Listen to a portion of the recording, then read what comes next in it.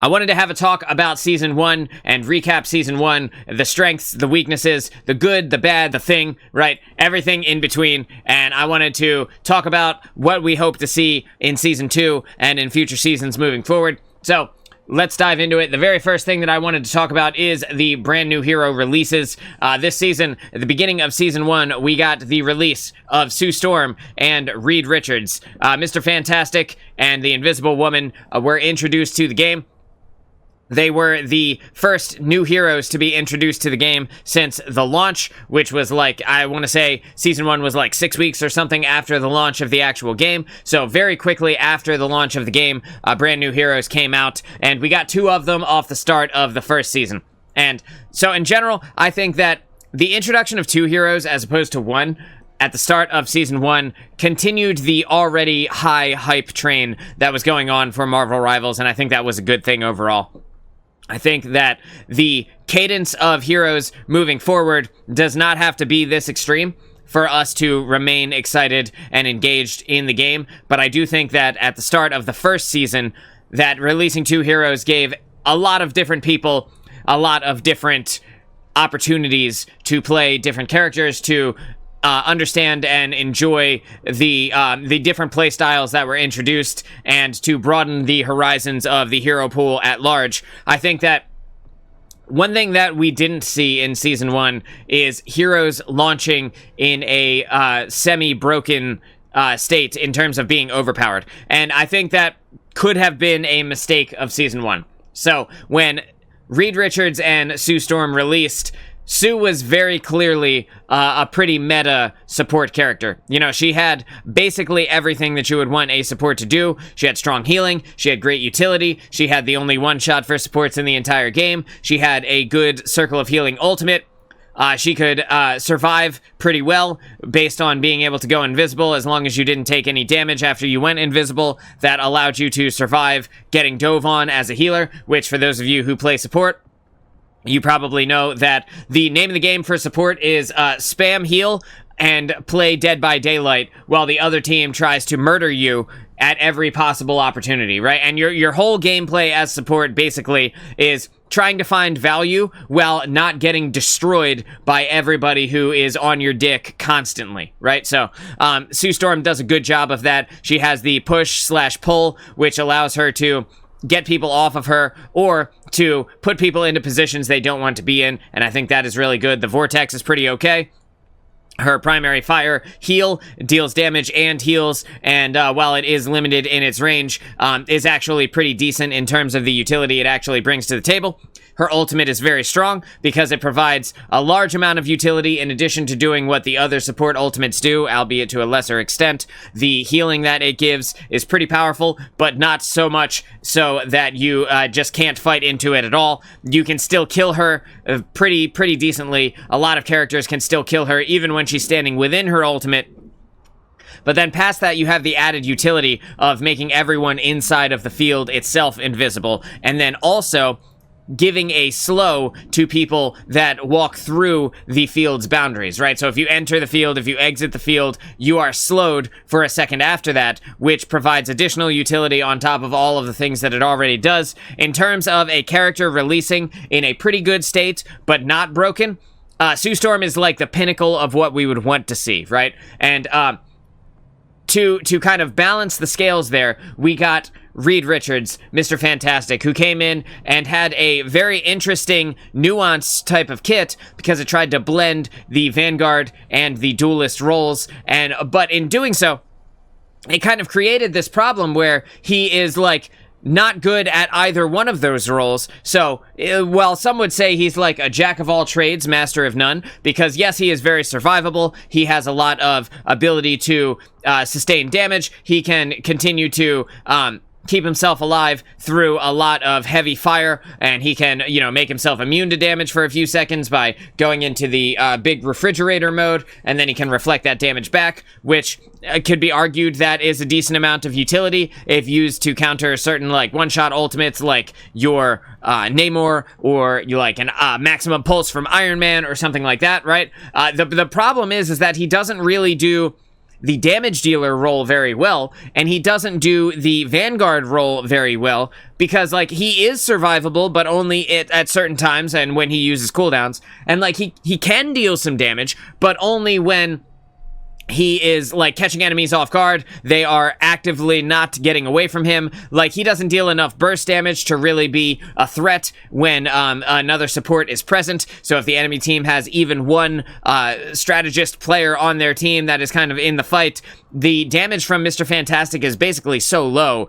that it is easily negated by literally just holding mouse 1 for most of the support players in the game. So the balance of the scales here was pretty hard, where Sue came in very strong, but not OP. The Mr. Fantastic on the other side of the scale, like, is weighing down the power here, and his ability to get value in games is basically just very low. So I'm not saying that he's completely useless, but he is like one step above completely useless. So while some people say he's like a jack of all trades, he's more like a jack of all asses, because he doesn't do anything good. He just has zero place in any team comp. It's not even like, well, there are certain team comps that really enable him, and with those specific scenarios he could do really well. No, he just doesn't even do well there either. Like, there really isn't a place for him, and because of that, I think we need to look at the releasing of multiple heroes at a time as, is it good or is it slightly problematic? So that it has its pitfalls, its pros and cons on both sides, right? Because it was good insofar as that it carried on our hype for the game moving into season 1. You know, 2 heroes, that means DPS players, they get somebody new to play. Tank players, they get somebody new to play, right? Because Mr. Fantastic kind of bridges that gap shittily, but he does bridge the gap, right? And then support players, they get a very strong character in Sue Storm. But because it was so weak, because the launch of Mr. Fantastic was so weak, we have to ask ourselves, like, is releasing 2 heroes worth it if one of those heroes comes out and he's just like a limp dick version of both of the roles he's trying to emulate? And I would argue no, it's actually better to release a single hero. We would rather see a single hero and have them come in actually pretty strong, or maybe even very slightly overpowered, that can be tuned down a little bit either in the mid-season patch or at the release of the next season. We would rather see them come in strong, and then that way, when they release, the hype around the hero specifically, not necessarily the game as a whole, but the hero specifically, stays strong for a long period of time. Now, that being said, we did see a lot of people playing Mr. Fantastic, and for several weeks, maybe 5-6 weeks after his release, we did see a lot of people locking in on him. However, because of the strength of the hero himself, they made those games worse by picking him when they could have just picked somebody else and done everything that he does but better, right? Like, if we needed another tank, imagine if they'd have just picked another tank. If we needed a better DPS, imagine if they had picked a Star-Lord or a Hela or a Namor or a Bucky or like even a Spider-Man, right? Like, any of these characters would have given more value than picking Mr. Fantastic. So while, yes, people did pick him for a while afterwards, I think the question needs to be brought up, like, should we release 2 heroes if one of them is going to be super weak? And I think, no. I think that we would rather have, as a community, and I don't speak for everybody, this is just one man's opinion, but I think a lot of people will agree with me when I say, as a community, we would rather see 1 hero release and have that hero come in kind of strong, you know? That way, everybody wants to play the new hero, it changes the meta, it adapts how we play around that character, as opposed to Mr. Fantastic, who came in, and like now, we just have, he's just like stall man, you know, like the professional staller, right? Like, he does nothing really except kind of waste your time. I've called him Mr. Waste Your Time several times on this show, and I think that remains true even now, even past the mid-season patch, which we'll talk about in a little bit. But I think that, like, even after they adjusted him, buffed him, nerfed him, however you want to call it, I don't think that he ever really found his place in Season 1.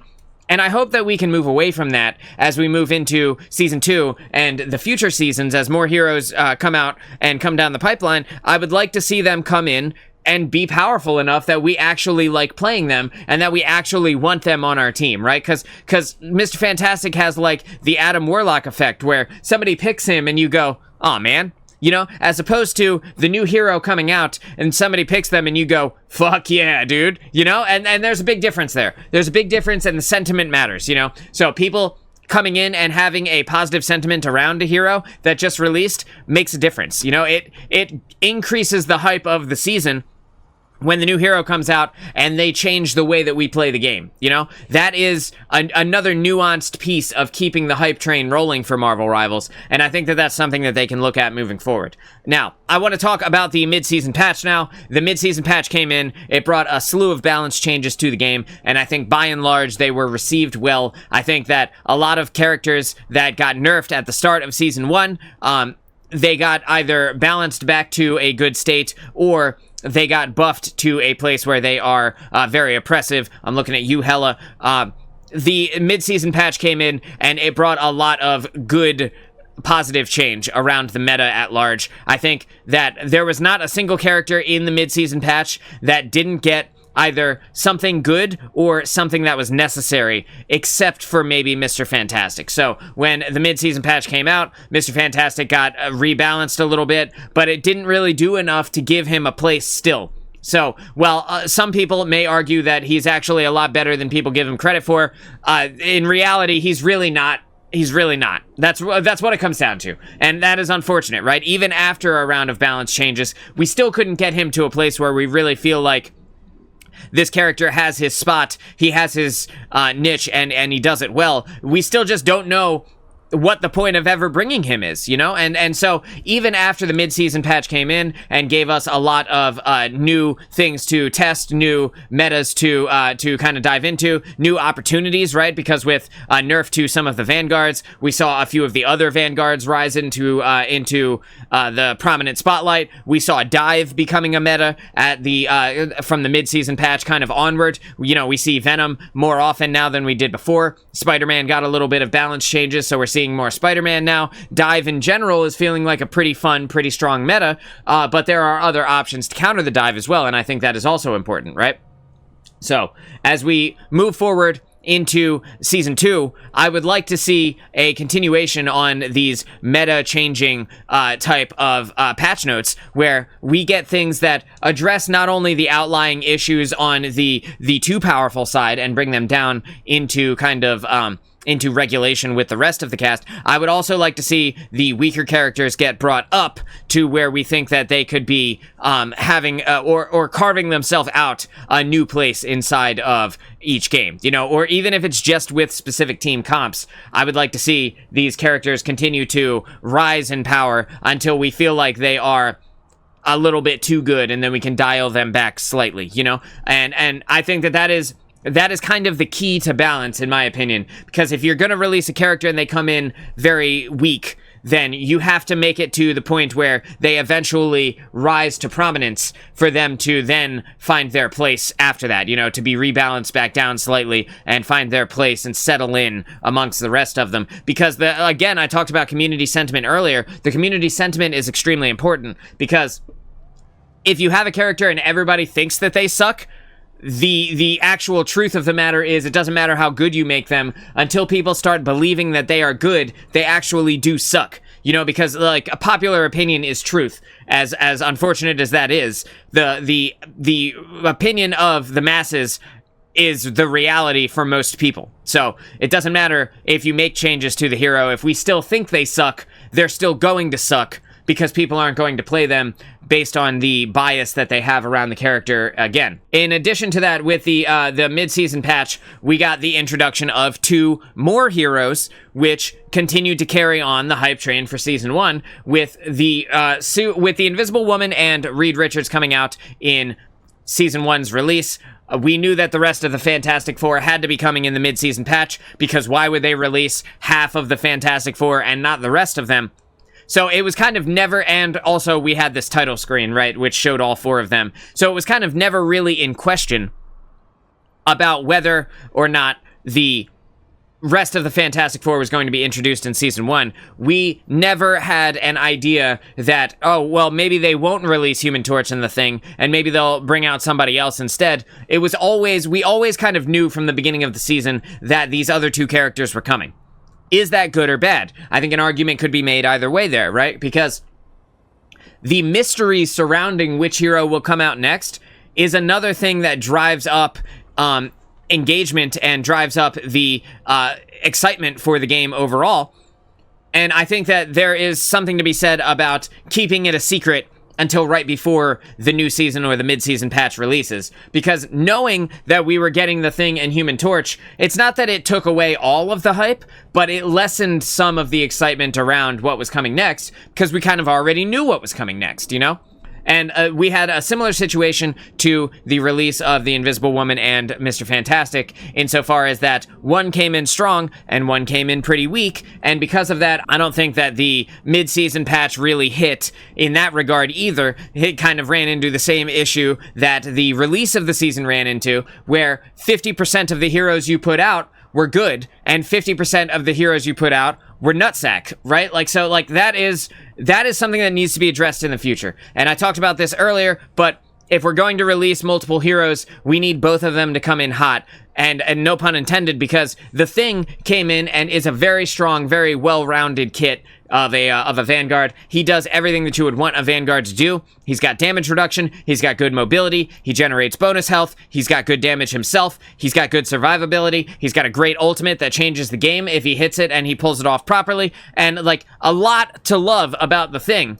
Also, his voice actor is just fucking amazing. That guy nailed it, dude. Like, this character would not be as cool if we had a weak voice actor, but because we have a really good voice actor, and because his kit overall is pretty strong, we are seeing the Thing very often in the meta. And I think that's great, because that gives us that, for Vanguard players that did not get the excitement that they wanted out of the release of Mr. Fantastic, they can now feel that excitement based on the release of the Thing. And I think that the Thing does what you expect him to do. You know, he's tough, he's durable, he has good damage, he punches shit in the face, and he feels dope. You know, he feels really cool to play, which is something that can be said for the Invisible Woman, and less so for Mr. Fantastic, right? You just feel kind of ridiculous when you're Reed Richards and you pop your ultimate, right? Whereas, on the other side of that coin, when you're the Thing and you pop your ultimate, you feel like a bad motherfucker. And I think that is great. You know, I think that needs to happen, right? Ultimates need to feel ultimate. They need to feel powerful. Otherwise, what's the point, you know? And then to move on from the Thing, we go, again, with the balancing of the scales here. While the Thing is really good and very high in the meta, arguably an S-tier character, right? The Human Torch is way down at the bottom of the meta. And the same thing, so the same thing happened with the Human Torch that happened with Reed, is that, like, he came out and you wanted to like him, but he just didn't have a place. And he still doesn't, realistically. Right now, he still does not have a place. He is this, like, kind of very niche character who has a playstyle that you think should play one way, but it actually plays a different way, and the way that it does actually pan out doesn't really work that well. Like, a grand scheme, you know? Because he is a flying character, you would expect him to be up in the sky and to be kind of using the safety of his height advantage, right? His vertical space should be part of the advantage of using the character. However, you are discouraged from playing too far away with him. And because of that, you now have this character who has the ability to utilize tons of vertical space, but not the desire to utilize tons of vertical space. So kind of what is the point of him being able to fly if you want to fight in close mid-range anyway, you know? So, and then in addition to that, we got this teaser trailer where we saw his team up with Storm, and we saw the fire tornadoes come out, and the art for that is top tier. The Storm's regular tornado ultimate turning into a massive flaming tornado looks super cool. However, the Human Torch's ultimate on its own is very weak, and actually doesn't really ever secure you a kill unless you catch somebody who is A, completely immobilized, or B, completely brain dead and just stands inside of a fire tornado and doesn't leave. And he doesn't deal enough burst damage on his own to be able to make up for the fact that most of his damage is damage over time. And while thematically it does fit, because if you think about fire, you think about the burning, right? The burning aspect of the Human Torch is a real thing, right? He does actually set things on fire. The damage over time that you would expect to come from fire as you burn over time is there. However, it doesn't really feel impactful enough to make that big of a difference. How can we remedy that? That's a discussion maybe for another video. However, I do think something needs to be done there because, like, you can't just give him all the burst damage in the world and have him still be a very strong damage over time character, but he does need some type of balance in between the two for it to be a worthwhile trade-off, you know? And again, for a character that has all of this ability to utilize this vertical space, for him to have a primary fire that works like a shotgun that becomes ineffective past very close ranges, like, the whole design of his kit feels kind of off. And so, while it does provide a kind of separate feeling to the other two flying characters in the game, those being Iron Man and Storm, like, both of those are pretty ranged flying characters where you can get a lot of value on them at extremely long ranges. The Human Torch, while he does have some value that he can do from far away, and it does change the playstyle a little bit, it doesn't change the playstyle in a way that feels good to do because you don't actually get value when you actually do it.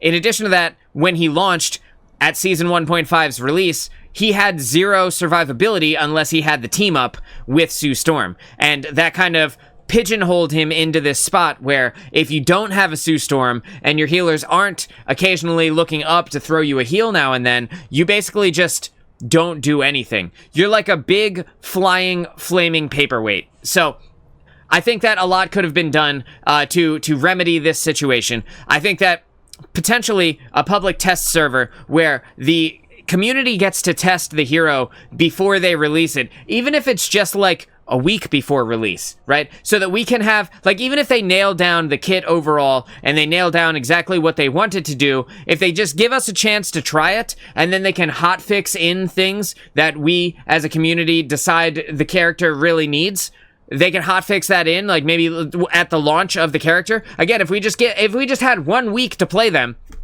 100% of the player base could have looked at this character and said, hey, this guy's primary fire sucks. And NetEase could have been like, all right, bet. So when this character releases, we're going to buff the primary fire then so that he comes out in a more stable state and actually has an impact on the meta overall. And again, I don't know if they'll ever do that because I talked about how keeping the character a secret increases the excitement around the season, but like you still need to build up hype around the new season launching or the mid-season patch launching. So giving us that 1 additional week, like we had 1 additional week now where we found out about Emma Frost launching in season 2 last week, right? And so because of that, we got to see all of her abilities. We got to predict what she was going to be like, as well as certain content creators got inside access to the character to be able to play her and create videos around her. And I think that's a really good thing. I wish that we had that with the Human Torch and the Thing. I know that content creators got to make their videos and stuff like that, but no one really said, hey, this character really needs a buff prior to the season launching. And I think if they had, potentially we could have had a better launch for this character overall. In the season 1 overall, from the start to the end, we had 2 new maps release, and I think that those new maps, while they are both set inside of New York, you know, we had Central Park, and we also had the Midtown release at the beginning of Season 1. I think both of these maps are very cool, very thematic in terms of the villain and the things that you are seeing inside of this season, where Dracula is trying to take over New York. We can definitely feel his influence, both inside of Midtown and to a greater extent inside of Central Park, where we can see the influence of Dracula has really made a dent in New York overall, and we kind of push our way through these different parts of Central Park until we eventually make it into what feels like Dracula's castle, you know, and then we fight our way towards the inevitable win or loss inside of Dracula's castle. I think all of that is pretty cool. I don't have any real gripes with the maps overall, except for the one problem that I have with the maps in general in Marvel Rivals, which is occasionally the destructible terrain, when it recreates itself, can really screw you in terms of your positioning, in terms of where your angles are. Like, you can take an angle and have a really good view on the fight overall, and be able to get a lot of value with certain characters depending on who you're playing and what angle you take. You can take the perfect angle and everything can be great for you, and then a few seconds later, the map changes itself around, and suddenly you are lifted up into the sky on this floating piece of terrain, and every advantage that you had gained for yourself by positioning properly is now gone. While that does add to the kind of ebb and flow of the gameplay, I don't think that that is necessarily a great thing for the people that are in the middle of the match in real time, you know? And while it is cool, it is neat.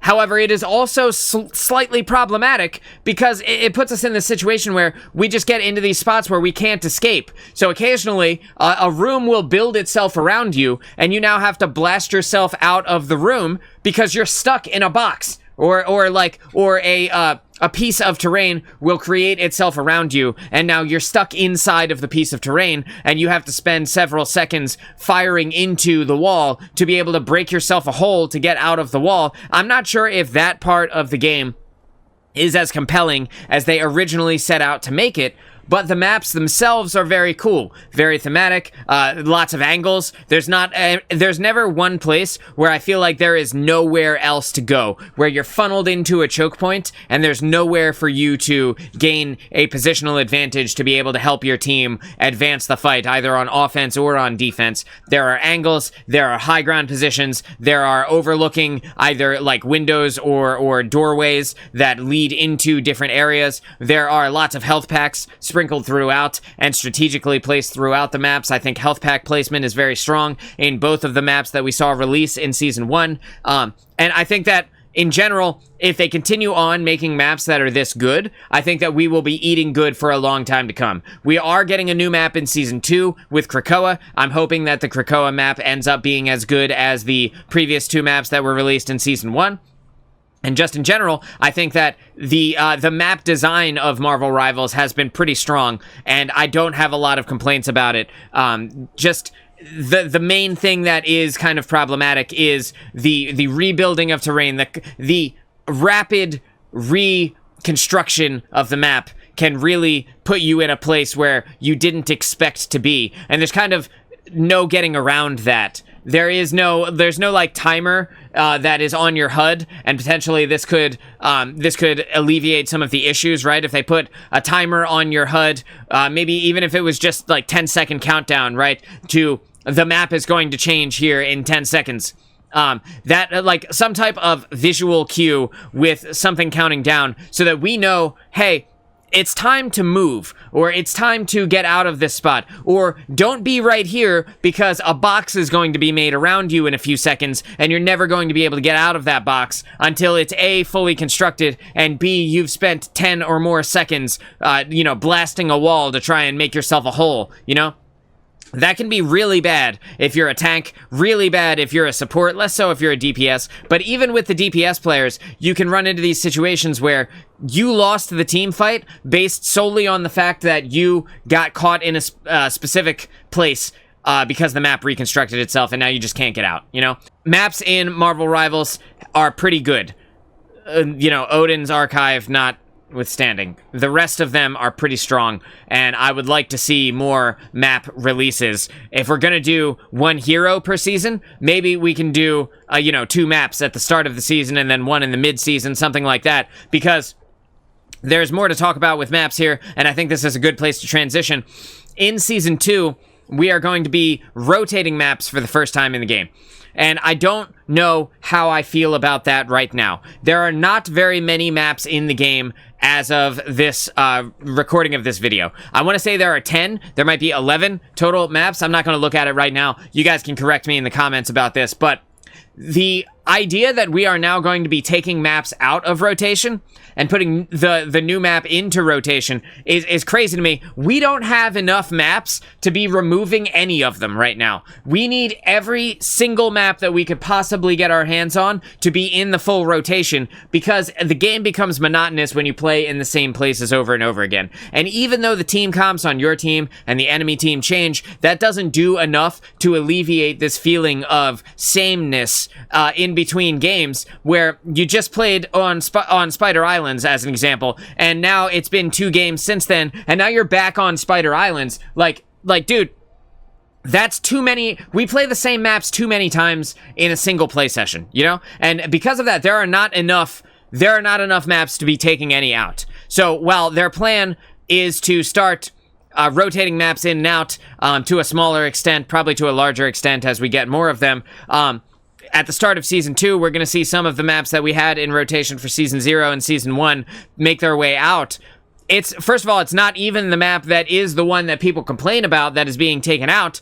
And second of all, there are not enough maps to be taking anything away. So, in my opinion, this change, while it is a Season 2 specific change, it also has to do with map releases, so I want to talk about this in Season 1, because while we're ending Season 1 here, I think we need to look back at this and say, hey, the map pool that we had was pretty good. I would like to see more pretty good maps added, and in general, if we can keep doing that, as we get to like 20, 25, 30 maps, that's when we can start comfortably moving maps out to be worked on in between seasons and then reintroduced with slight changes for later seasons. And I think that will benefit the game both on a competitive aspect and from a fun aspect overall. So that is that.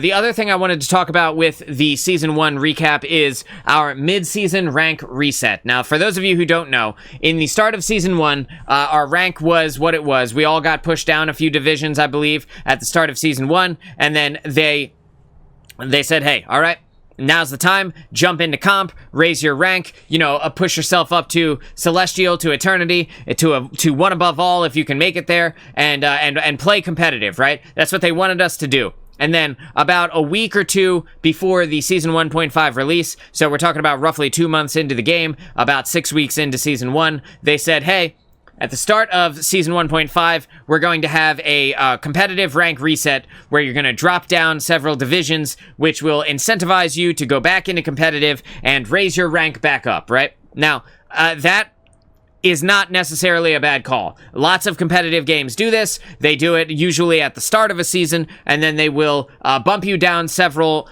tiers in terms of the competitive ladder, and then that will give you a reason to come back to the game, to climb back up, to learn the new meta, to learn the new heroes, to experiment on the new maps, and get you excited about raising your rank up some more, right? And that is a good thing.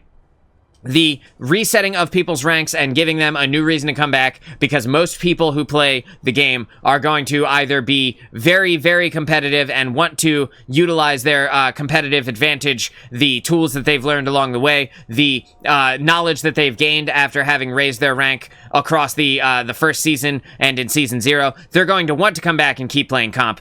But that being said, there are a lot of people that are also not going to want to raise their rank, and that was met with some pretty heavy backlash as a Season 1.5 change. Now, if they had done this and they'd said, hey, at the start of Season 2, we're going to do this, I think nobody really would have batted an eye at this at all, right? Obviously, there would be some people who were like, no, I don't want that, right? But it's the mid-season part that pissed everybody off, I think.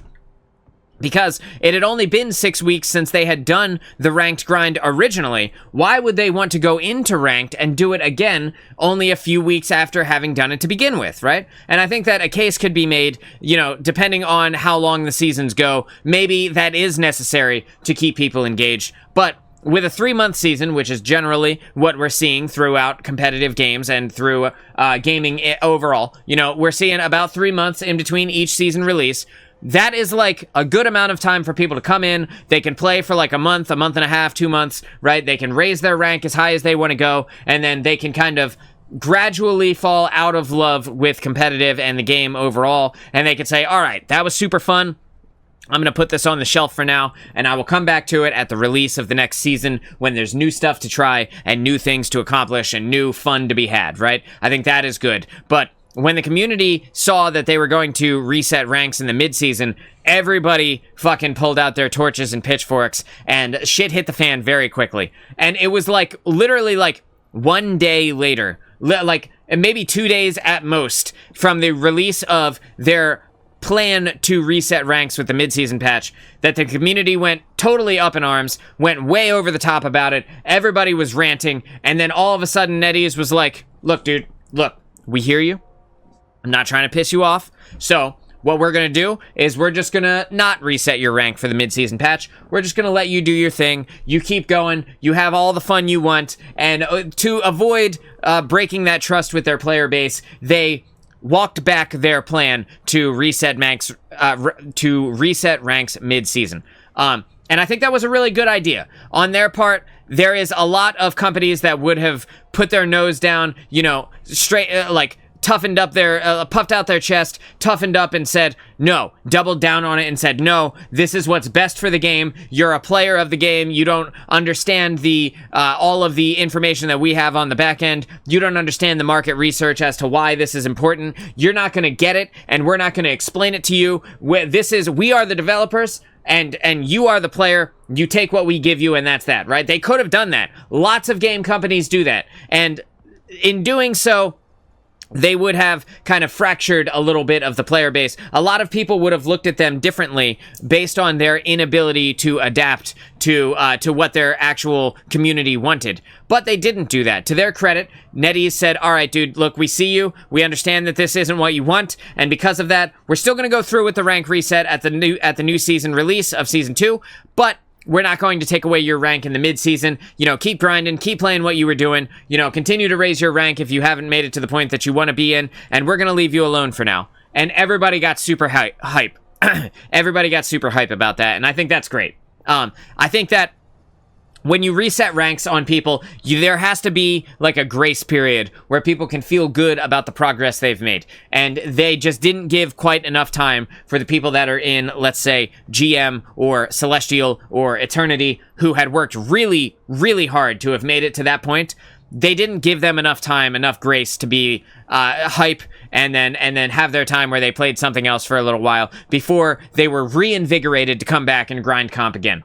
And so for them to say, hey, we're not doing it, don't worry, keep your rank. We'll talk to you more about the rank reset later, but for now, you're going to stay the same. That bought them a lot of goodwill from their consumer, and I think that is a really good call on the part of NetEase. There's a lot of people who would have stopped playing Marvel Rivals if they had done that mid-season rank reset, and because they didn't, I think the community overall is more favorably looking at this company than they would have had they doubled down on their desire to take us all back down. The money that they would have gained from that on the long term would have been less than the money that they will now gain from that by not doing it, So, and that makes a big difference because, again, the lasting trust from your community is the thing that keeps people playing. And that is the reason why certain games have lasted as long as they have, right? That's the reason why we see Path of Exile in its 10th year. That's the reason why we see Warframe 12 years on still making content.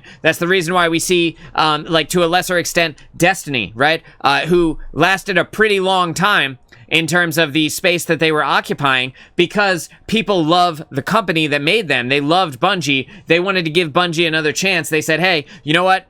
I'm not really vibing with the game, but I like this company a lot. I'm going to still buy the next expansion because I think that they will fix it, and maybe you could argue one way or another whether or not these companies are doing the right things for their games and for their consumers overall. But I think NetEase definitely bought themselves a lot of trust there, and that was a great call on their part. So, moving into Season 2, what are the things that we would like to see? And I think that this topic is incredibly important because as we get things that they have given us, their idea of what we want may not necessarily be our idea of what we want. And so I think it's important to talk about the things that we want from the game so that we can give NetEase an idea of where to steer this ship so that they keep us engaged as long as humanly possible, right? So, one thing that I think that we need to see from the game as we move forward is a stronger focus on matchmaking for quality matches. And what we have right now is an engagement-based matchmaking system. And while that does make for quality matches to an extent, it also has its downsides. So, for example, the engagement-based system says, hey, we need a varied bit of experience going into each game, right? So in this game, you're going to stomp, right? But in the next game, it's going to be hard, but you can still very realistically win, right? But in the game after that, it's probable that you will get your shit kicked in, so be prepared for that. And then in the game following that one, you're going to have some clutch plays, but barely lose, right? And this kind of varying experience in each game continues to keep us moving forward. We want to hit go again every time the match ends, because the thing that we just did was different than the last game that we had, and different from the game before that, and different from the game that we'll have next, and that kind of variance in our experience continues to keep us clicking go again over and over and over again, and that keeps us engaged. However, that does not mean necessarily that the competitive integrity is always there for every single game, and I think that pisses a lot of people off. What do I mean by that? So Marvel Rivals rewards you the more you play. So if you are playing for a super long time, then you are going to be grinding like if you're grinding comp, specifically grinding comp, not necessarily in quick play. If you're specifically grinding comp for a really long time, you will continue to climb over and over and over again. Even if you lose, your net gain will still be a positive, as opposed to your experience. You end a play session and you went down several hundred skill rating or something like that, right? Like, the more you play, the more you rank up, even if you lose a lot of the time. And so that is not necessarily competitive integrity in the way that we as gamers interpret the term, right? So what we want to see is the most balanced, fair match possible. And that is not necessarily going to be the thing that keeps you playing for the next match. So how do they balance this, where keeping you engaged and on the game and continuously coming back with these varying experiences gives you that dopamine release, and it keeps you addicted to the game long term? Whereas a more competitive system will not have that dopamine release as often, but you will rank up more closely related to your hidden MMR, as opposed to the skill rating that you are able to view every time you complete a competitive game. So it's tough to say as players of the game without the expert knowledge that the game developers have, without all of the information that they have at their disposal, the tools that they have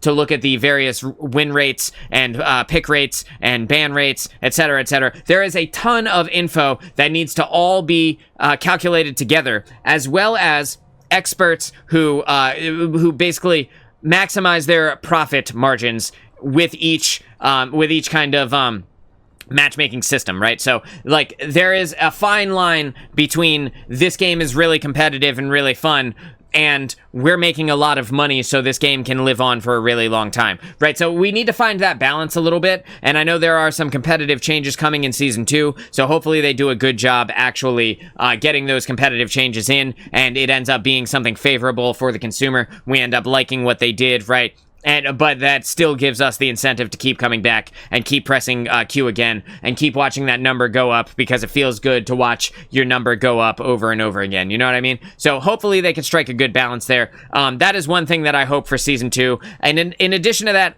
moving forward in the seasons, I would love to see our heroes release a little bit more overpowered. It is okay for them to be like 5 to 10% better than the rest of the hero cast when they release, as long as you plan for that 5 to 10% in advance, right? So if you can say, hey, we're releasing, I'm just going to throw a random hero out here, and we're just going to use them as an example, right? So let's say we're releasing Juggernaut from X-Men, right? So Juggernaut's going to come in, he's going to be a vanguard, and he is going to be pretty good, right?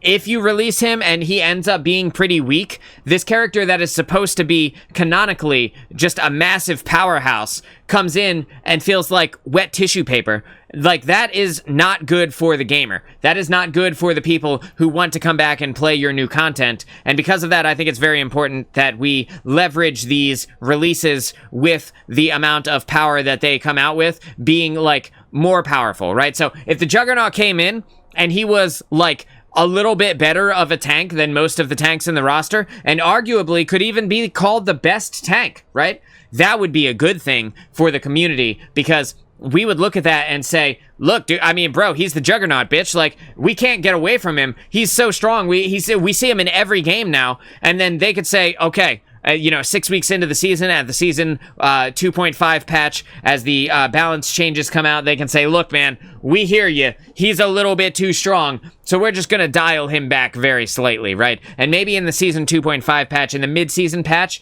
they release the version of the hero that they originally were going to put out, right? That is way more balanced and way more in line with the rest of the cast, but when they originally came out, they came in fucking hot. You know, they came in super strong. And because of that, we all got to have opinions on them, whether positive or negative. That is an incredibly important factor in the game, because the more opinions you can generate, whether it's good publicity or bad publicity, the better it is for the game. You know, so we're gonna make content around that. We're gonna make streams where we play the character. We're gonna do unranked to GMs with the character. We're gonna do opinion pieces about the character. We're gonna make videos about how to balance these guys. We're gonna make videos about how they should have been made. We're gonna make videos about the best synergy and why you should play these characters with these other characters. There's so much that can be said about having a hero come out strong, whereas when you have a hero come out weak, that negativity, that bad press is not good overall for the game, you know? Because this is a competitive market. You want your heroes coming out strong so that people can be like, yo, I don't want to go play Overwatch because the Juggernaut just came out and I'm going to run it down mid and fuck people up, you know? Like, you want that feeling. And if you don't have that, then people are going to say, yeah, the new season released and the Juggernaut came out, but he's pretty weak. So instead, I'm going to go play, I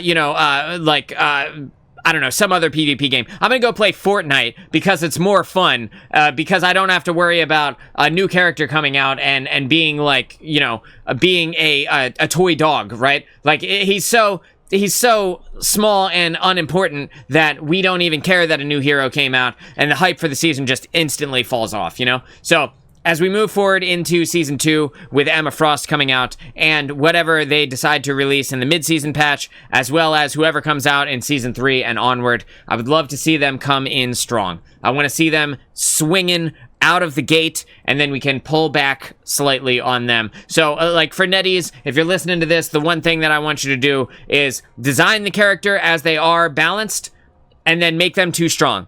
Put them in the game. Let us have discourse around it. Let us formulate opinions around it.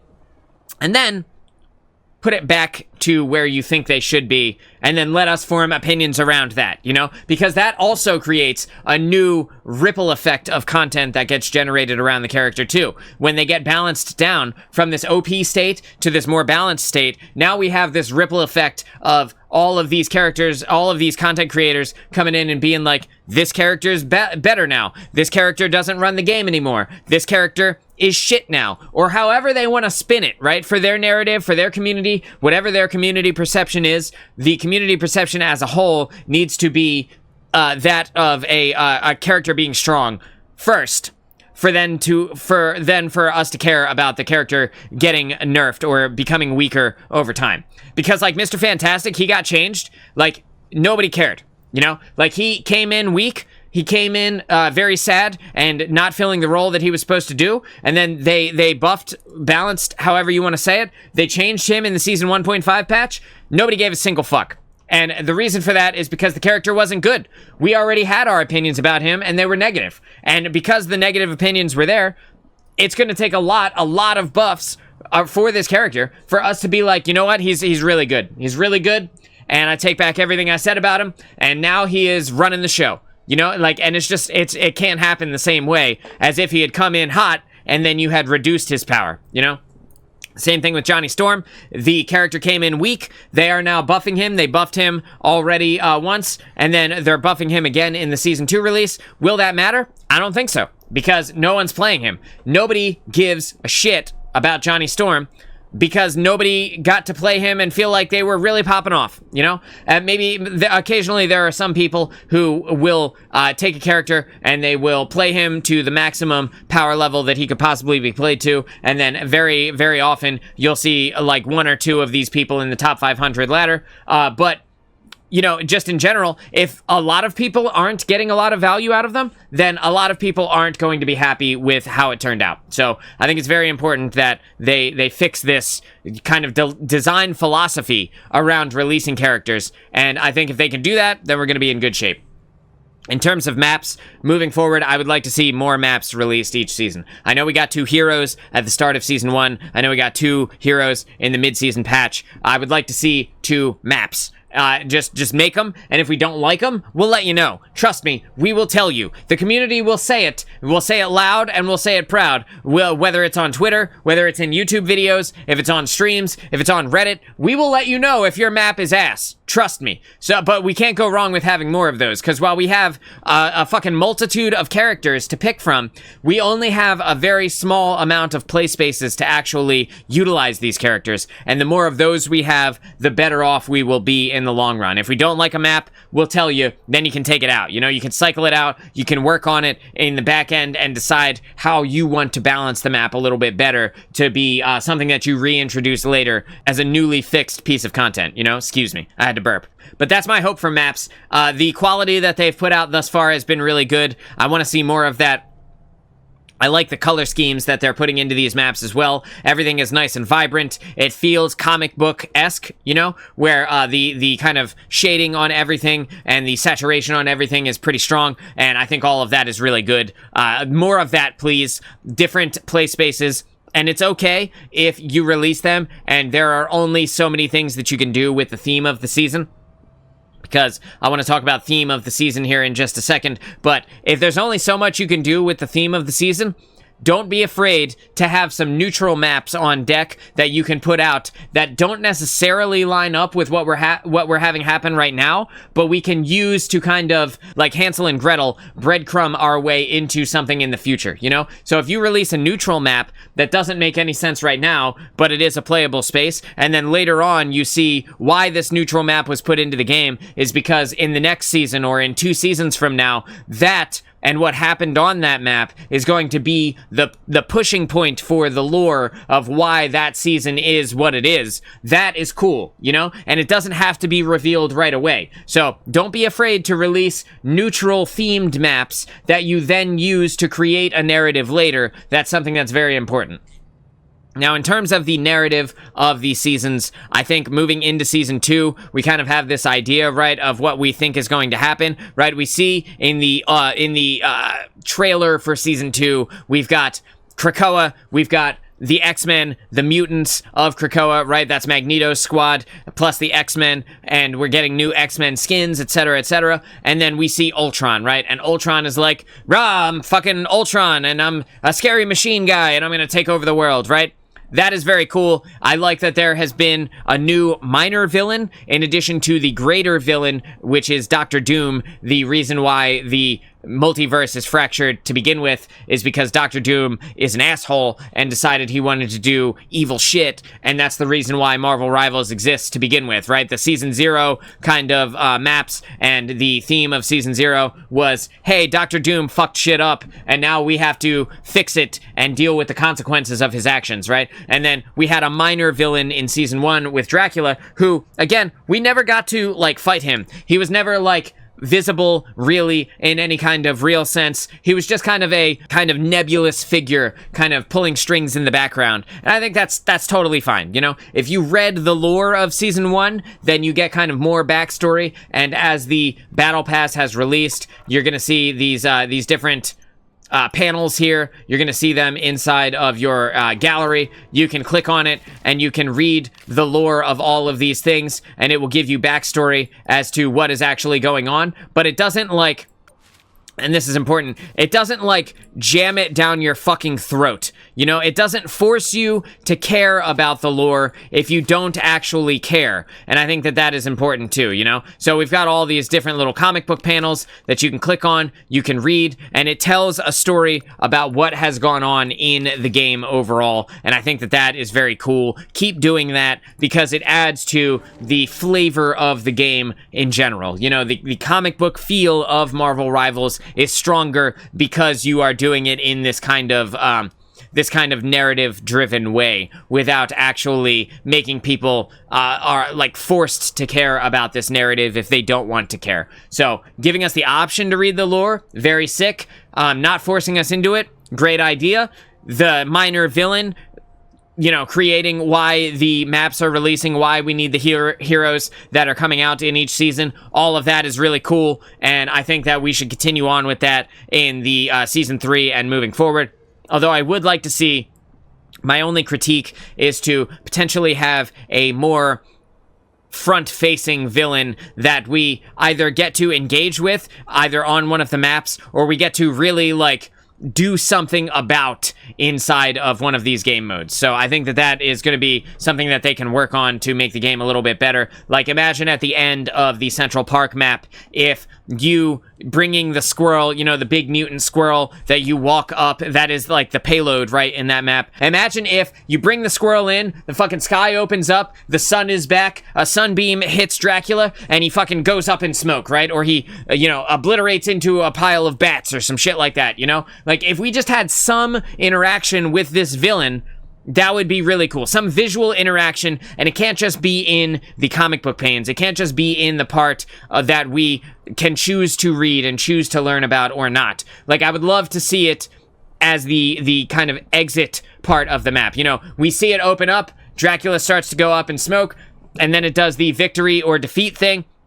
And based on your victory or defeat on that map, the villain either is destroyed, vanquished, you know, sent away, you know, banished, however you want to say it, or they aren't, you know, and all of that I think is very important because it gives us like a deeper connection. It gives us a deeper connection to these villains overall, and that is a really cool aspect of the game that needs to be continued and what's the word I'm thinking of? It needs to be worked on so that it can be, for lack of a better term, needs to be continuously worked on and implemented better so that we can get these feelings and these connections to these villains and feel like each season is a story, is like a narrative arc, a comic book arc that we are going through as whatever heroes we decide to play that season. On a more broad scale, things that I would like to see moving forward. We know that Season 2 is going to be moving our seasons down from a 3-month cadence down to a 2-month cadence, which means that we're going to have 1 month with Emma Frost before a new hero releases. I think that is really cool. I would love to see them keep up with that, but even if they have to move it to where it's like 5 weeks instead of 4 weeks for the mid-season patch and then another 5 weeks to get to the next season for a total of 10 total weeks for the season. Even if they have to slow down slightly, I think that would be totally fine.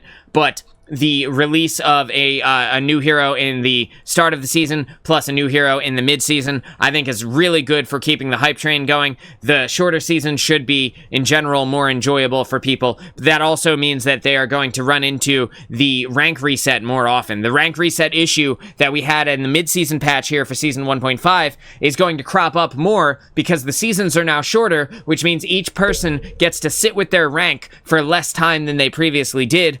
I don't know if there's really a solution for that other than just trying to find your sweet spot with the length of a season overall. How long do people stay engaged?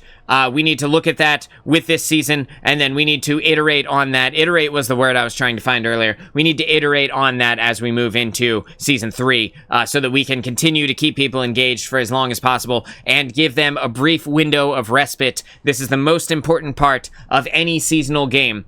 You need to have a window of respite for the player base where we don't give a fuck about the game anymore. The season is over. We want it to be over. We're not worried about what happens. We already had our fun with it, and now we have time to go play other games before the new stuff comes out. That refresh for our brain is so important, because we can't generate hype infinitely. You know, we can't constantly be excited about the next new thing, and so that amount of time in between where we've done the things, we've raised our rank, we've played the new hero, we've seen the new map, we've messed with the new meta, we've tried the new combinations, we've fucked with the new team comps, you know, we've read the stories, we've seen the skins, we've done all the shit, right? And now there is a gap of time where we can choose to keep playing, or we can choose to not keep playing and take a step back. And I think that that is incredibly important. You know, play other games, do other things, go out and touch grass, you know, go do things with your family, enjoy the weather as we come out of the winter here in the US and we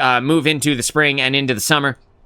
You know, give us time to be able to enjoy other things in our life and trickle news and release info about the new season.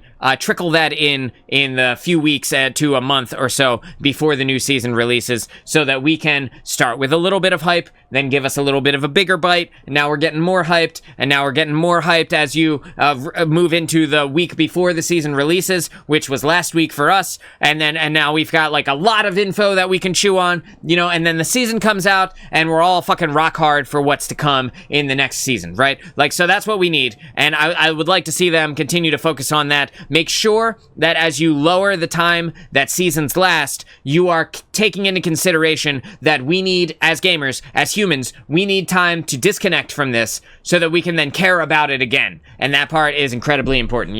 Absence makes the heart grow fonder, or whatever. So the more time that we have, to an extent, right? You don't want to have too much time in between stopping caring and a new season coming out. Otherwise, you just write the game off. It's no longer part of your thought process at all. But there's a sweet spot in there where it's not too much time, but it's the right amount of time where we get to play something else and do other things for a while and then come back refreshed for the next season. Remember, NetEase, to keep that in, and I think that we will be in good shape. Skins and microtransactions, I think up to this point in Marvel Rivals have been pretty good, and I think that they have not been so plentiful that they feel like they are generating more skins than they are content. I feel like we've still seen a lot of content come out in the Season 1 and Season 1.5 patch, while having a good amount of skins to invest our time and money into if we decide we want to. Time insofar as that we can earn them in-game. For almost all of them, we can generate enough in-game currency to buy a couple of skins per season if that's something that we decide we want to do. Otherwise, it's our money, right? They've made cool enough skins that we don't mind spending a little bit of money, especially for the people who have put in several hundred hours into the game up to this point. I think it is very important that we continue on with a less is more mentality around skins and microtransactions overall, because the Battle Pass gives us a lot. And there's a lot to gain from there. A lot of cool emotes, name cards, sprays, skins, MVP screens, in-game currency also comes from the Battle Pass. All of that is really cool. And then when we get stuff like the punk versions of Magic and Hulk, or we get things like the Noir skin for the Thing, or like the I forget what it's called, but like the half demon looking skin for the Human Torch, like all of that is really dope, and the art is top tier, and the MVP screens are amazing, and the name cards are really sick. But if we have too much of those, then we get into this situation where we feel like the game is more worried about getting into our wallet than it is about getting into our heart, and that is not where you want to be. I think they've struck this balance really well, and I think if they continue to release skins here and there that are all very cool. They can't slip up on the amount of work they're putting into these. The art style needs to be cool. The feeling of the theme around the skins needs to be cool.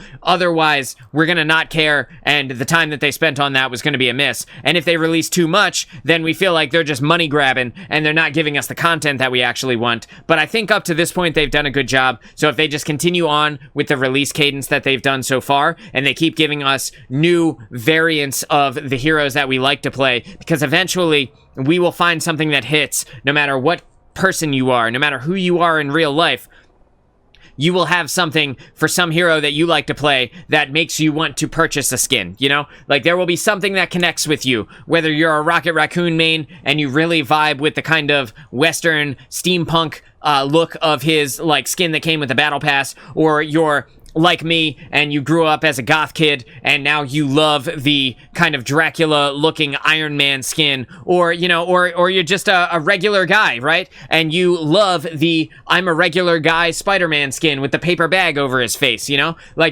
Eventually, we will find something for some hero that you like to play that hits with who you are as a person. And as long as we don't do too many skins and microtransactions throughout, I think that we can keep doing those, have them feel meaningful without having them feel like a total money grab, like a lot of other free-to-play games are. And I want to harken back to my example that I've used several times, where I was playing Valorant, and I really wanted to earn some of the cool cosmetic options inside of Valorant, but then I noticed that they were selling a skin for a knife, and it was $175 for a skin for a knife. Literally, just a melee weapon that you pull out sometimes to look at, $175. And that cash grab feeling, for me, was enough for me to be like, I don't think this game is for me, dude. And I stopped playing Valorant. And, like, that might sound stupid to some people, but if the free-to-play game keeps asking for too much of your money, that is going to turn a lot of people off, you know? And I think that that's something that they need to continue striking this balance with. And if they can do that, I think that everything will be hunky-dory, and we will have a really good balance of microtransactions to content releasing, just in general. I want to talk about the battle passes real quick, because as we move into Season 2, the battle pass is definitely something that we can discuss. The Season 1 battle pass was fucking loaded with cool stuff. Like, so much cool stuff came out of that. Like I said, the skins, the sprays, the name cards, the emotes, the MVP intros, all of it was super cool. The fact that it gave premium currency, super cool. If they shorten the battle pass, which they inevitably will have to, because more people will not complete the battle pass, the more time in between each season we keep taking out, where, like I said, we're going from a 3-month season down to a 2-month season, and because of that, we're going to have less time to complete the battle pass than we previously had in this season. There are a lot of people out there who still have not completed Season 1's battle pass. And yes, we have the ability to go back and keep investing our currency into that, but by investing our currency into that in the next season, we're then removing our ability to complete the battle pass for that season, because we're still completing the battle pass from before. So there's this balance that they have to strike, where if they're going to remove the additional month from seasons, they need to also keep in mind that their battle pass is designed to be completed within a certain period of time.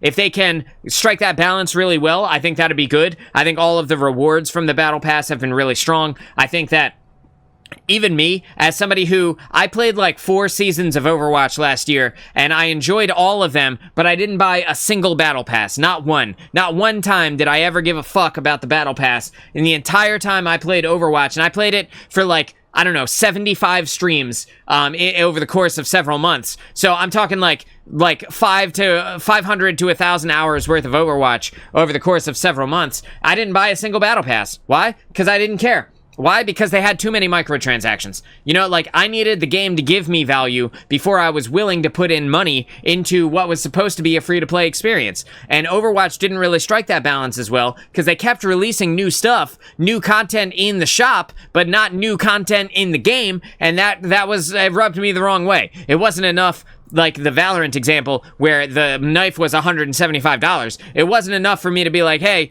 fuck this, I'm not playing this game anymore. But it was enough for me to be like, I'm not giving you money. I'm not giving you money because you keep asking for it, you know? And that is something to be said. So with the Marvel Rivals Battle Passes being as strong as they are, giving as much cool shit as they do, if they can continue to make it so that we can complete it within a reasonable amount of time, that we keep getting a ton of value out of them, then that is great. I have no complaints about the Battle Pass overall, aside from that it maybe takes a little bit too long to actually finish. So if we can kind of fix that up, then I think that we will be in good shape. The 2-month season means that we have to have a shorter battle pass, so inevitably there will be less rewards from next season's battle pass than there will be from this season's battle pass, and that also means that, like, with less rewards, we're also earning less in-game currency, which means that we will be able to purchase less skins based on our just playing the game, right? All of that is something to keep in mind. Like, the in-game currency that the Battle Pass gives you is enough to purchase the next Battle Pass. That always needs to be the case. In every free-to-play seasonal game, you need to have enough currency in your Battle Pass that if they bought one, they can buy the next one, assuming they didn't spend money on skins, or they didn't spend their currency on skins. You know what I mean? So, that is something that they need to work on as well. They need to balance the rewards that we get from that, as well as continue to give us that premium currency so that we have enough to purchase the next battle pass, so that it keeps on rolling, you know? So that people who don't want to spend a lot of money on this game can spend the $10 or the $20 or whatever it is on the battle pass once, and then not have to do that again for a long time unless they want to. Now, with that being said, the rewards that they take out of the Battle Pass, because they are shortening the seasons, those need to be still given to us in a free way. So in Season 1, and we could talk about events here, because that is my next topic, Season 1's events gave us cool skins and cool new things that happened throughout the game. That part is important. So if they take things out of the Battle Pass because the season is shorter and they want us to complete it, they need to put those things into the events that happen into the next season and the seasons to come. So if the Battle Pass is, let's say, 2 pages shorter, everything that came on the final 2 pages, or, pick 2 pages from the Battle Pass overall, just pick them and throw them into our rewards for whatever we do in the kind of non-traditional game modes that are going to release throughout the second season and seasons 3 and onward. So with this season, we had Galacta's Adventure. We had the Chinese New Year event as well. I think it was New Year. We had the Chinese soccer game where we got to play as Iron Fist or Black Widow or Star-Lord, and we got to earn some new stuff for them just by playing that event. And it was basically just, hey, you play Rocket League, but with Marvel Rivals characters now, It was basically just, hey, these are your heroes, go play soccer. And this isn't the game, but it's like one thing that you can do in the game that kind of shakes up your experience. I think it's always important to have those things in, because the monotony of just constantly playing the same game over and over again will eventually wear on people, and it will come to a point where they don't give a shit anymore. They don't care about playing the game as it is, but they might want to dive in and paint the floor with Jeff the Landshark. They might want to jump in and kick a soccer ball around as Black Widow, or in this case, like they might want to go in and complete their Candyland game board in the Galacta's Cosmic Adventure, and at the end of that, you give them something worth having.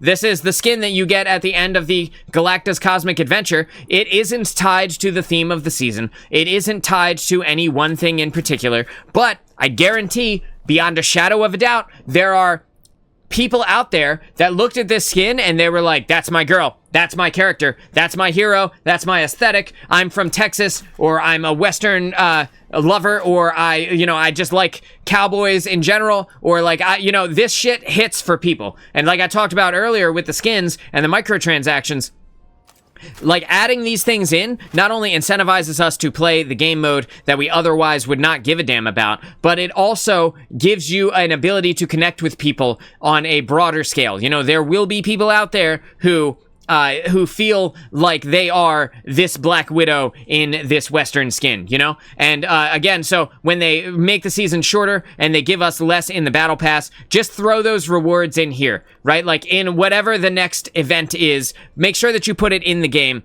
and that we can earn it for free, so that we're not missing out on these awesome rewards that you are planning to give us. Don't put it behind a paywall, please, because again, the balance between what you have to pay for and what you get for free is such a fine line, and we're hitting it on the head. We're hitting the nail on the head so well right now that we could very easily turn the tide of this into a negative aspect, and we don't want to do that. So to keep the community feedback around this strong and keep the community happy, I think that it is more I think it's more important to make sure that when these events come out, they're chock full of cool shit and also in-game currency. You see, in the Galacta's Cosmic Adventure game board, we've got most of the nodes are not actually things that you get to do something with, but are instead just plain old in-game currency. 10 units, 10 units, 10 units, 100, 10, 10, 10, 100, right? And it keeps going, right? So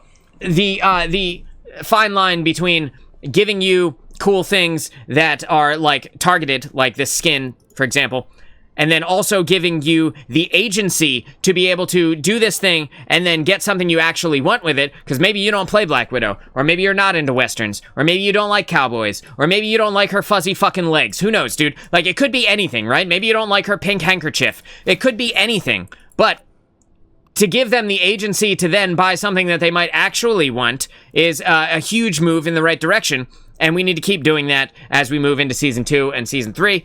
So the in-game events have been very cool. They are not so important that we have to do them, but they do add a little bit of extra, and that little bit of extra goes such a long way in terms of keeping us fresh, because we get to log on to our favorite game, and then we get to have a different experience that we wouldn't otherwise normally have, and that is a huge deal and a huge factor in terms of player engagement and keeping us coming back, you know? And then the last thing I wanted to talk about is silly shit. And silly shit is like, it's few and far between. But when it's implemented and it's implemented correctly, it breaks the mold. And it can even like break the fourth wall in terms of like this being a comic book game. Like maybe we take something that shouldn't be in a game that you wouldn't necessarily think is thematic for a game like this, and then we throw it in there, and that kind of changes the perspective of people a little bit, right? And it almost always, I would say, has to be like funny or silly in some way, right? And I want to draw attention to this, which is Venom's brand new emote, right? And we get to see Venom throwing it back, you know? He's twerking hard. He's dancing the cake, you know? He's swinging that cake around. He's got heart eyeballs, right? And this silly shit is so important for keeping players engaged. Why? Because there are going to be people who picked up this emote, never played Venom a single time in their entire life. But you know what they did after they got this emote? They picked Venom in the next game. And they went up to the spawn door of the enemy, and they fucking shook their ass at the spawn door for like 5 seconds after the spawn, like the enemy started to come out of spawn, and they laughed their ass off, right? And then they went and they turned it into a TikTok, and now other people are laughing. And now other people are incentivized to come back and play this game, because now they want the silly Venom twerking emote. And more shit like this will continue to keep players engaged too. And these are all of the very vastly nuanced small bits that add to a really great experience overall. And I think that NetEase has done a great job balancing all of this inside of Marvel Rivals up to this point. And I think that we can continue doing this as we move forward. I think that themed events based around the season, not the season in the game, like not like, hey, it's Dracula invading New York type season, but the fact that it's spring here in the US, like having a spring related event could be a huge deal, you know? And I know that there are people all around the world, there are people where it's winter for them now, right? But that doesn't mean that we shouldn't do it based on the fact that different hemispheres exist, you know? Like, so, like, if we're talking, like, the event that came out over Christmas, the holiday event for Marvel Rivals, if we just didn't do that because it's, you know, summertime in Australia, like, that would be a huge miss for the team and a huge miss for the player base, you know? We would have missed out on the very awesome, Jeff the Land, I forget what it's called, but it was 6 Jeff the Land Sharks, you know, just running around and like trying to paint the floor the color of their primary fire, you know, just trying to win by painting the floor more. Excuse me. If we had missed out on that awesome fun time, you know, then it wouldn't have been as cool. Just based on like seasons not being the same across the world. Like, we need more things that make us feel like, hey, it's a new season in Marvel Rivals, it's a new season in real life, and because of that we have a new seasonal game mode that adds a cool thing that makes it feel like it is that time of year. And, you know, you want to prioritize where the bulk of your audience is when you do something like that, which for Marvel Rivals is like North America is and like South America are like the pinnacle of their player base, and then North America and Europe are like the massive portion, the largest portion of their player base. The majority of the people that give a shit about Marvel Rivals are in North America and Europe, and then to a lesser extent in like Latin America. And like giving these people the things that make them feel like the game is evolving when they are evolving, you know, as their year progresses, the Marvel Rivals year progresses, that stuff is important. So, you know, I know a lot of people in China and in the Asian countries, Japan and across Asia don't really care as much about Marvel. And because of that, they're not really as interested in this game. And that's totally fine. Then don't cater to them, you know, then don't make things specifically for them where, and like I'm touching on this specifically because in season 1, we had the Chinese New Year event. While that is cool, and I'm sure that hits for some people, that also does not hit for a lot of people, you know, that also does not come into play. Like, a lot of people in the US don't know it's Chinese New Year. A lot of people in Europe may not know that that holiday is even happening. So yes, it's cool that you brought attention to it and you brought out some new skins and stuff like that, but like, is the bulk of people who play the game, do they know about that? Is that affecting them? Is that part of their daily life? Is that going to be something that they're going to look at and be like, hell yeah, this feels like it hits specifically for me? Probably not. So, you know, so if you continue to do those things, and I know NetEase is a Chinese company, so obviously they're going to celebrate Chinese holidays. That's totally fine. But, you know, in terms of events and in terms of things that come out, if we get more things that reflect the season in real life, then we will continue to keep players engaged. You see this happen across MMOs and other seasonal games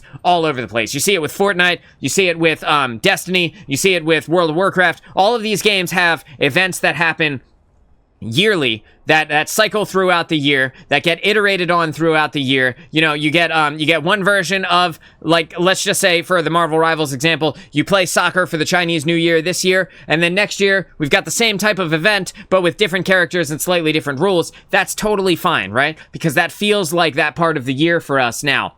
So, as we move forward into Season 2 and Season 3 and onward, I want more events that focus on what is happening in real life, that reflect the real world, in addition to the separate overarching theme of the season and things that work in that way. And also silly shit. Keep that silly shit coming, dude. Keep it coming. We want more things, not necessarily exactly like this, but we want more Venom twerking. You know, we want more dumb shit like that. And the community will keep coming back. We'll play the game more often because of those things existing. You know, I guarantee, 100% guarantee, that more people completed the Galacta's Cosmic Adventure event because at the end of it, they got Venom twerking as an emote than they would have if that were not there. You know, and they kept it secret too, all the way up until like 2 weeks ago. Nobody even knew that Venom twerking was coming into the game. But when they said it, when it got across the internet, when it made it to Reddit, when it made it to Twitter, everybody popped off. Everybody talked about it. Everybody had something to say, myself included, and that is huge. That is huge. So keep it coming, you know? Whether we get, like,